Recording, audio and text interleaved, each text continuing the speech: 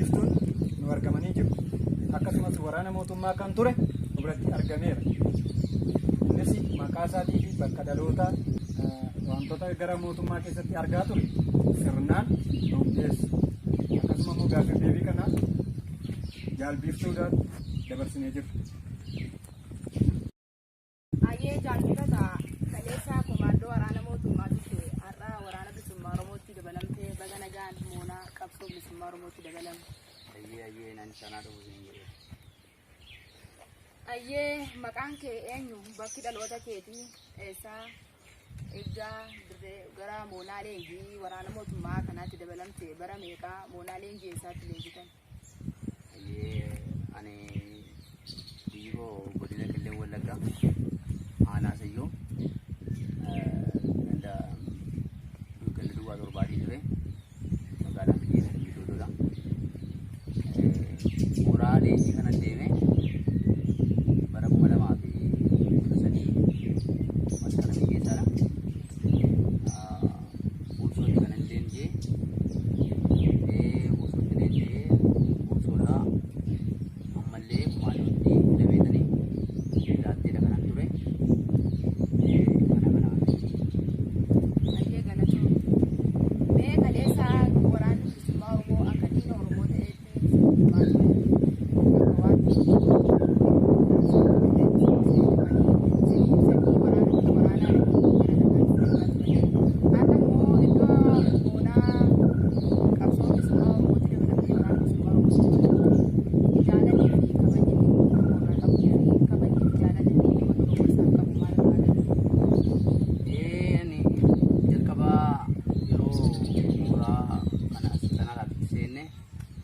Waraanni shanee uummataaf gaarii miti, uummata irratti miidhaa gaggeessaa jira, uummata saamaa jira jechuudhaan uummata Oromoo hundumaa kallattii jirurraa fuudheeti kan inni mooraa gashee sadarkansiise. Sana keessatti hojii kana hundumti keenya dhugaa seenee itti seennee argine wanta keessa jiru. Haa ta'u malee yerootti nu baasan haala kanaan nu baasanii hojiin achi keessatti hojjetamaa jiru garuu uummata Oromoo cunqursuudhaa fi uummata Oromoo miidhuurraan kan hafe wanti inni uummataaf gochaa jiru tokko illee hin jiru. Kana achi keessatti hubannee deebi'ee Oromoodhuma ta'ee achi keessatti Oromoon mirga akka hin qabne afaan isaa dubbachuu akka hin dandeenye namni dhalataa Oromoo ta'ee dirqama Amaariffaadhaan malee wanti yaada isaa ibsachuu hin danda'u. Ijoollee baay'een ganda irraa kan barumsa hin qabne kan haadhaaf abbaa isaanii irraa deemanii haadha manaallee dhiisee ijoollee mootummaaf lolaadhee kan inni uummata baasee yeroo sana leenjitti gashe Amaariffaa kan hin beekne jira. Yeroo sanallee afaanumarraa kaanee gaafa dubbannu afaanuma kan hin beekne illee baay'een sababii jiraniif afaan sana dirqama beekuu waan qabaniidhaaf cunqursaan garmalee Oromoo irra gahaa ture. Hamman leenjii mooraa sana keessa turetti jechuudha. Isaasitti erga lolatti baanee dirqama inni lolatti baanes immoo wanta baay'ee kan kana fakkaatan arginee jirra. Ayyee akka inni uummata Oromoof jaalalaaf kabaja inni uummata Oromoof hin qabne isiniif ibsee leenjisaa ture. Ati immoo edda gara moonaa bilisummaa Oromootti dhuftee maalirraa agarra? Ayyee ani amman argetti yeroo sanayyuu kallattii nuyi irra deemnee fi kallattii yaadii waraanni kanaa itti qabu akka inni adda ta'e erga keessa galleeti kan nu barre. Achi erga mooraa kana keessatti immoo wanti inni hubadhe hundinuu mootummaan kun kallattiidhumaan uummata Oromoo qofarratti xiyyeeffatee akka inni hojjechaa jiru wanta baay'ee nu hubadhe. Ani goddenyaan kan koo kan waanuma tokko dubbachuurraan silkiidhuma dawwaluurraan jechi inni haasa'e sun Oromiyaa waan ta'eedhaaf shaneedhaa dawwalaa jirtu jechuudhaan namoota baay'ee na biratti rashaname. Deebi'ee uursoo yeroo jirus Oromiyaa haasa'uurraan kan ka'e ijoolleen amboo namni meeqatu hidhamee jira amma jiraatanii du'aan isaaniillee kan hin addan hin baafanne jechuudha. Bilaatteettis haaluma kanaan Oromoo ta'anii waliin kan haasa'anii waliin taphatan sirbumallee sirbuma namoota tokko kan caalaa bulchanii kana gaafa sirbanii sirba shanee sirbaa jedhanii namoota baay'ee kan rashanaman jiru kan hidhaman jiru. Kana keessatti wanta nu hubadhe uummataaf dhaabanna jedhee erga uummata waraana kana leenjisee baasee mirga maaf dhowwata tokkoffaa mirgi hin jiru lammata immoo dhiibbaan ilmaan Oromoo qofaa irratti gaggeeffama beerii beersabii baay'eedha kan magaalaa kaatee jiru yeroo sana komaandoottis kan fidame Amaaraan Gondoreen Walaayittaan Soddoo hundumtuu Sidaamoon jira ture. Garuu achi keessatti haasaan fuudhamuu fi ilaalchinni uummata Oromootii fi uummata addaa kanatti qabu tokko miti achumatti wal caala. Kiin marii gaantaa marii jedhamee waan nuti warri ammaraalee keenya warrumti nu geggeessan illee Oromoon jiru keessa. Amaaraa ta'uu qaba, wayim Gojjamee, wayim Gondaree, wayim Sidaamoodha kan numayyuu nu geggeessuu jechuudha achi keessatti. Mirga haasofnee waa gaafachuu hin qabnu. Lolatti illee taanaan kan fuuldura deemu nuyidha. Mishigii kana cabsite jedhamee kan boombii darbatu nuyidha. Ilmaan Oromooti kan loluma keessatti illee dhumu. Kallattii dhumaanii dhugaa haasa'uudhaaf yennaa ta'e mootummaan kun hojiin itti jiru uummata Oromoo achitti illee waraana jedhee waame gama dhoksaatiin akka fixaanii jirudha kan inni hubadhu. Lafa adda waraanaatti illee fiilla fiitii deemsisee dura ati dhaqii kana godhii ati boombii darbadhu illee kan inni ficiisaa jiru illee uummata Oromooti. Uummanni Oromoo baay'inaan kan iddoo sana keessa jiru fiilla fiitii deemee kan lolu kan dhumaa jirus uummata Oromooti. Kana gaafa ilaalu kallattiidhaan bakka hojiin inni hojjechaa jiru uummata Oromoo irratti xiyyeeffatee saba Oromoo cunqursuudhaaf saba Oromoo jarsuuf kan inni hojjechaa jiru natti mul'atee jedhanii kan inni keessaa deemee jiru. Galatoomanii loltanii du'uu malee mirga waraana tokko qabu hin qabdanii jedhan hangam dhugaa waan ta'eef. Dhugaadha. Nuti godhiif hin godhamini isa jedhamu sana nuun jedhu Amaarinyaan arginaa akka darginu nuun jedhu. Kanarra bayi lolii jedhamee dirqama nutti kennama lola kana gaggeessuu malee wanta rakkanne gaafachuu hin dandeenyu yoo gaafanne ati shaneedha jedhameetu bira nama wanti dhiibbaa irratti gaggeeffamaa jiru karaa gaantaa marii kee karaa tiin marii kee illee yonnaa jiraate kanan irratti gaggeeffame jettee wanta dubbattee hiikasii godhatu tokko illee jiru yoo gaafatte illee siyaasa dubbate jedhamee kan sirratti gamagamamtee akka itti duutu yookiin akka itti hidhamtu kan godhamaa jirudha achi keessatti mirgi walumaa gala hin jiru ilmaan Oromoo mirga hin qabu. Taatee kun ilmaan Oromoo qofa moo saboota as keessan tokko sabii kan biraan kan itti bu'amu jiru Oromoodhumarraa adda kan ta'e Amaaraa ta'uu Sidaamoo ta'uu Gojjamee Gondaree ta'uu uummanni kan mirga qaba haala barbaachisaa ta'een bahee gala haala barbaachisaa ta'een dubbatee wanta dubbate illee dhageessifachuu danda'a. Ilmaan Oromoo gin waan tokko dubbachuu hin danda'u yoo dubbate illee itti qeeqameeti itti adabamee hamma du'utti illee kan isa geessitu jira. Kanaaf tokkoffaa mirga dubbachuu hin qabanii dubbatuun immoo hin sodaata sababii mirga hin qabneedhaaf jechuudha. Egaa dhalataa lixa Oromiyaati nuun jette. Mootummaan kun kalee lolota jajjabduu lixa Oromiyaa irratti illee gochaa ture. Goleewwan Oromiyaa, kibba Oromiyaa illee giddu galeessa Oromiyaa irratti illee gochaa ture. Lolota deemaa jiru kana keessatti waraana bilisummaa Oromoo balleessuu danda'a moo uummata balleessuu danda'attee yaadda? Miidhaan kun waraana bilisummaa Oromoo irra gahaa jira moo lolli mootummaan kun gochaa jiru uummata Oromoo irraan gahaa jira sitti fakkaata? Kana namuu akkuma beeku anis akkan hubadhetti shanee lollaa waboo caakaa jiru kana lollee balleessinaa jedheeti kan inni dirqama humna aalii fudhatee kan inni caakaatti bobba'u ala deemu garuu shanee sin argu kan inni argu uummata kan baqatu uummata kan caakaa keessa bulu uummata kan rakkini guddaan irra gahaa jiru uummata kan lubbuu isaatti dhabaa jiru uummata malee shanees balleessuu hin danda'u. Lafa argee balleessines immoo lafatti balleessu immoo hin qabu. Kan rakkachaa jiru kan dhumaa jiru horii isaa qe'ee isaa gadhiisee kan dararamaa jiru uummata hoo miidhe malee shanee kallattii dhumaanuu siruma uummata miidhuuf an akkanatti fakkaatutti uummata miidhuuf lafi namni mootummaan kun lolatti gaggeessaa jiru biyya uummataa biyya namni itti qotee jiraatu biyya namni itti horii yaafatu biyya utuu ijoollee argu utuu uummati caakkaatti baqatu lafa kanatti kan lola gaggeessu. Kanaaf shanee ajjeesuudhaaf wayim shanee balleessuudhaaf jedheen yaadu hangaraa godhu uummatuma irratti xiyyeeffatee waan ka'eef hojiin itti fakkaatee yaadu kan kanatti dubbatu. Baay'ee galatu. Qonnaa guddaa itti baratee gandoota gaajoo biyyee tokkoo Oromoo dabaqaa dabalatee gooyyan garaagaraatti loloota Oromoo balleesse agartee jirta. Mee waraanni mootummaan lola miilanaa taasise keessatti turtiin kana irratti meeshaalee akkamii fayyadame waraana bilisummaa Oromoon yeroo wal waraanan?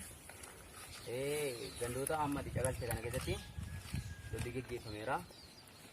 Ganduma abuunadha gaafa kaanu mootummaan waraana adda addaati kan inni fayyadamee jiru. Waraanni nuyi hin beekne kan keessa jiru jira. Kan nuyi wajjin salaxaneen kan nuyi hin beekne keessa kan jirudha. waraanni kana iddoo shaabiyaa keessa turan hundi baay'een isaanii keessa jiru. An kanumti ni beekummoo Rippaabilikaan gaardii dabalatee humna addaa Oromiyaa dabalatee komaandoon illee karaa kallattii sadiinidha. Dudduubaan immoo qaama biraan kan galesi jira. Lola kana gaafa geggeesse immoo lolli kuni lola baay'ee guddaa baay'ee ulfaataa geggeessuudha kan inni yaade. Moortarii 4 fi kumbullaa 100 dishqaa 6 rasaasa faana bireeniin sinaayiperiin illee baay'inaan kan amma gades ta'ee duraan kan jiru dabalatee kilaashiinis kilaashii addisii ba'e kana hundumaa hidhachiiseeti kan inni lolatti uummata kana babbaase. Lola kana keessatti garuu kan miidhame kallattiidhaan kan rukutame uummata qe'eesaarraa buqqa'ee kallattiidhumaan bakka uummata kan rukutame Shanee jedhamu kanas amma lolaa jiru kana keessatti nagarree kan baqatu kan manni isaa jalaa caccabu inni biratti uummataa kan badaa jiru kan argeedha jabootiin. Shanee jedhamu kanas nagarree Shanee jedhanii takkaas itti tokkolnees asiin bahee wanta agarree hin qabne uummata kan inni agarru kan maasii isaa horii isaa gadhiisee ijoollee baatee nu baqatu uummatuma kan du'aa jiru du'aa namaa kan agarree uummatuma fiduudhaaf ta'edha. Ayyee mootummaan kun diroonii fi mooktoraan akka dishqaa baasuqaa maal fayyadameette mooktorii kana bakkeewwan akkamii kaa dhaabee uummata moo waraana bilisummaa Oromoo? Moortarii kana abuunaarra kan inni dhaabe moortarii 4 kana abuunaarra dhaabe. Moortariin kun gaafa tokko doggoma lafa nuyi amma duraan achi keessa garee dirooniin inni dura achi kan inni itti tokkaa ture. Doggomarra kan bu'ee jira. Doggoma kana immoo uummata kan jiraatu akka inni dhaqee argetti achi dhaqee argeera. Uummata kan jiraatu horii jira, ijoollee jira, dubartii ulfaa jira. Uummatarra kan inni bu'e. Gaafa dhanneesi kan agarre reeffa uummataati. Reeffa dubartootaati. Kan inni agarre achitti. Dirooniin kan inni rukutesi guyyaa gaafa sanaa doggomaa hin qabatin. Dirooniin galgalarra kan inni dhaqee doggoma kana rukute. Doggomaadhuma kan dhaame jiraatudha. Gaafa halkan dhandhee waraanni mana yaabbatee jiruti kan du'e jiru. Uummatuma horii illee dabalatee kan du'e jiru. Manni uffate jira. Shanee sin agarree uummati namni tokko inni du'e inni lubbuunaa jiru immoo kan baqatedha. Achi qe'eesaa gadhiisee ofiisaa gadhiisee wanta nyaata uumaa bakkeetti galee kan baqatee irraa odeeffannesi. Uummatuma kan inni rukute biyyuma nagaa biyya uummati qotee bulaan rakkataan keessa jiraatu biyya ibsaa hin qabne biyya bishaan hin qabne biyya ayyellaa guddaa ba'anii bishaan waraabbatanii biyya qonna qotuudhaaf illee tabba guddaa deemanii uummata rakkataa darramaadha kan dirooniidhaan rukutames. Meeshaa hammi sun diishqaan sunis moortarri sun illee kan inni itti tokka'e uummata nagaatti. Kana kan inni tokko hojjetan. Ayyee uummanni godaanee hallayyaatti naqee kana hedduu isaanii yeroo laallu illee akka cinaa jirutti akka agarreetti illee meeshaa roobsanii dubartiin ulfaanii raasaa keessa bosona keessa too deemtu kuftee dubartoota hedduu da'ee jira jedhame. Illee namni qaamaan agartan hin jiru jedhu horii uummataallee hedduu saamanii lagaa ol irratti dhukaasanii uummata nagaa irratti bakka isaan qubsuma godhatanii taa'anitti irratti dhukaasanii horiillee hedduu saamanidhan. Kana sirriidha. Ani ija kiyyaan kan hin argeedha. Akkuma isin jedhe ilmaan Oromoo gaafa lolaaf ka'amu yookiis gaafa dubbiin jira as Shaneen hin shakkama jedhamu kan fuuldura deemu ilmaan Oromooti. Sun Oromoo waan ta'eef Oromoon Oromoo hafitu jalqaba waan ta'edhamudha yaada isaan qabanii nus kan nuyi hubanne kanuma natti fakkaata. Fuuldura kan nu deemne tabba sana erga qabannee booddee ayyellaa guddaa ayyellaa mogor jedhamu tokko jira. Gamanaan gara duubaatti immoo gara Goojjamitti immoo irraan gadee tokko maartaa lafa jedhamu tokkotti kan baasu jira. Gara sanaa illee Rippaabilikaan gaardiin fattashaa gadi bu'anii gamanaan immoo nuyidha kan miidhaganii deeme gaafa sana kan inni argee dhannaquu kan na suuruudhaan gaafa sana dubartoota mucaa dhiiga bishaanii illee irraa miicame dhiiga baattee kan dhaabattee aduu keessa harmoosituun argee uummatuma dhagaa jedha akkuma bineensaa natti boba'ee kana fa'aa akka hojii mootummaarra jira waan ta'eedhaaf qawwee koo doggomallee akka ittiin dhaabachiisee eessaa deemtuu maaf dhuftan jedhe gaafa qoradhu ana himimmaan ni qabe. Dubartiin ani akkam beekutti manatti deessisu cinqiidhaan deessi. Dubartiin ulfaan tabba nuyi ijoollee dhiirri irra gadi bu'uu dadhabe dubartiin ulfaan. Kaan mucaa xinnoo baatee kan mucaan irraa kuftee luqqaate fa'aa jira.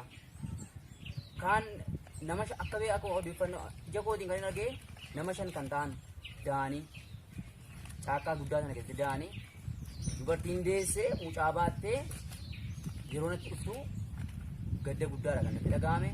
Qabeenya isaanii illee holqa keessa dhoksanii shaneetu as awwaale jedhamee akka nu baafnee illee ilaalu nu godhanii uffatii samunaan nyaati isaanii sukkaarri amma shiroo barbareetti illee kan fudhatanii holqa keessa kaan mi'uma uummata kanaatiin mi'a uummata nagaa kanaati kan nu agarre.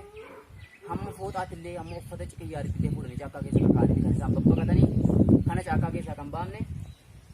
Uummati nutti dhufe hundumtuu uummati caakkaa sana keessa deddeemu hundumtuu immoo uummata diroonii yeroo sana rukuttee kan lubbuudhaan harkaa ba'ee caakkaa sana keessa dhokatee jiru. Uummata kanatti darara hamma nagaadha kan gaggeeffame. Gama biraatiin waa'ee horii immoo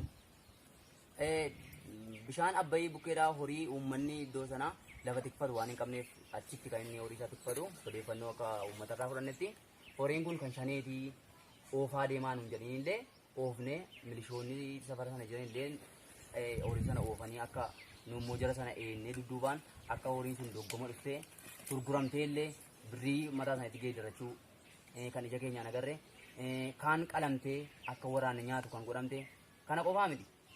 Horiimti uummatillee dhiisee deeme reettiin wanta akkas akkasii mana keessaa wanti inni uummati immoo mana isaa inni danda'ee cufatee fiigee isa cufamee cabee mi'i isaa mana keessaa wanti nyaatamu akka nyaatamu godhamee shukkaarrii waraanaaf akka hiramu godhamee kana zirfiyaa akkasiiti kan inni mootummaan kun gaggeessaa jiru. Ni xoorii keenya lolchiisuufi kana hunduma akka nu goonuudha kan inni waliin malee manni nama akka hin cabnellee yoonnaa garaan keessa gaddeen dubbatte taate ati tabaabaarii jedhamtee akkasittiin kan inni waraan itti aggafaaffee uummata akkamii dhullee gochaa jiru.